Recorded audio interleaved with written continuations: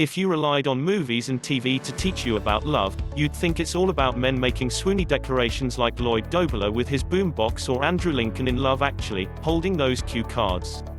It's time to help a lover out.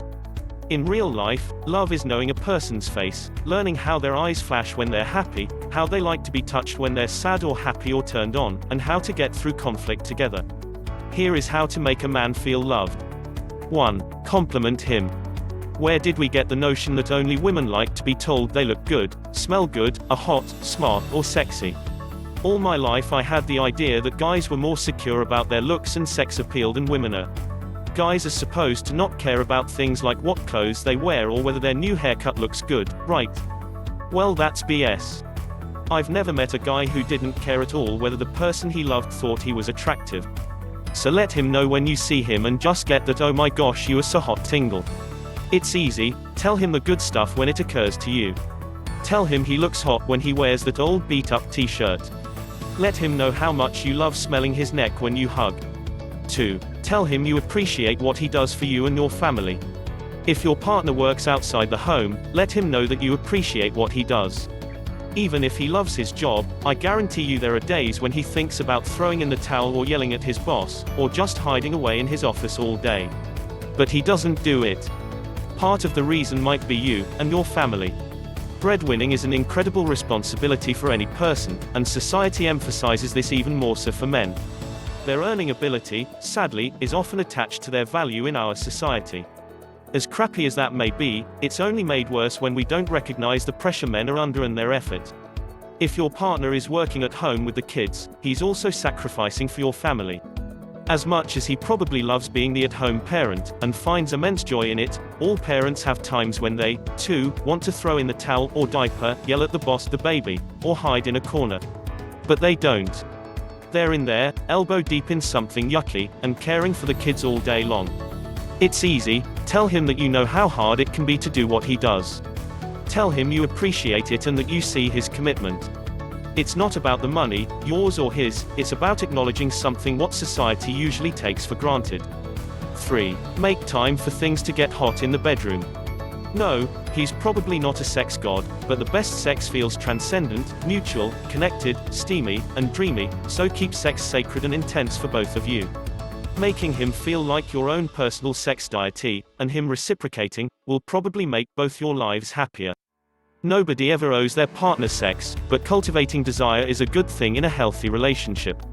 If it's challenging to get into the sex god or goddess mode when you're at home, try for a night in a hotel room. If that's out of your budget, a tent in the woods can be really fun, too. Even at home you can talk about fantasies or look at sexy photos together, like the diverse set in Dr. Tamari's NSFW library, if that works for you. Or take some boudoir photos of yourself. Don't feel up for showing your whole body or getting too racy. Try taking close-ups of a sexy but not so obvious body part. Your bra strapped on your shoulder, the top of your undies peeking out from your jeans at the hip. There are lots of ideas out there for inspiration.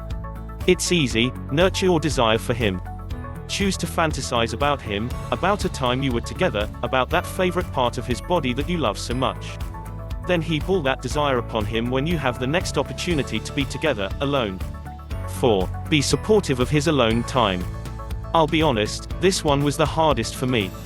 I don't know why, but when Ivan and I were first together, I resented how much time he spent surfing or riding his mountain bike. We were both working, we didn't see each other a whole lot, and I felt like I was cast aside. That was a lot of pressure to put on my husband, and not very fair. We eventually learned how to schedule our alone time, and I took advantage of him being so supportive of my need to work out, write or just read a book in bed. Unless he's so absorbed in his alone time that you disappear from his priorities, your separateness is a good thing. If you're worried about how long he'll be gone, just set a time when he'll be back and make plans together for later. Being apart can give you more to talk about, and when his alone time is used for exercise or meditation, he'll probably be happier and healthier for having done it. It's easy. Smile when he says he's off to do the things that make him happy on his own. Give him a kiss. He'll feel seen, heard and supported. 5. Put down your phone. I'm as guilty as everyone else on this. There's always one more email, one more text from a friend, another work emergency popping up. But you need to set that phone down and see the man in front of you. When I get stuck in this cycle, I try to take a deep breath and consider the worst thing that could happen if I ignored whatever is buzzing at me. If it's a true emergency, of course he understands, but most things can wait. Often when I put down my phone, I see him there, and really look at his face. I see the man that I love, the man I met so many years ago, and I think about how absurd it is that I'm not engaging with him. Make a deal with your partner. If you have to pick up your phone for something urgent, let the other know what it is in just a few words. The server is down, or the sitter is calling, are justifiable reasons to step away for a moment, but let him know why you're doing it and that you'll be back. It's easy. Be in the moment when you're with the person you love. Try not to let it slip by while you stare at a screen. 6. When you get something for yourself, get something for him, too. I admit, I lifted this one straight from the pen of James Sama, but it's powerful advice and so easy to do. Picking up a coffee. Grab him one.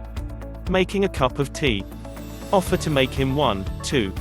I learned this lesson a long time ago. If I'm ever at a surf shop, I bring Ivan home a present.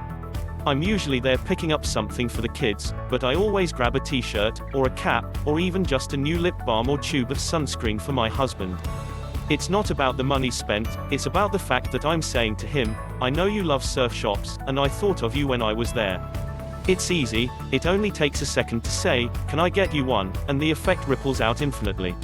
I hope these tips were helpful. Don't forget to like, comment and subscribe for more videos like this.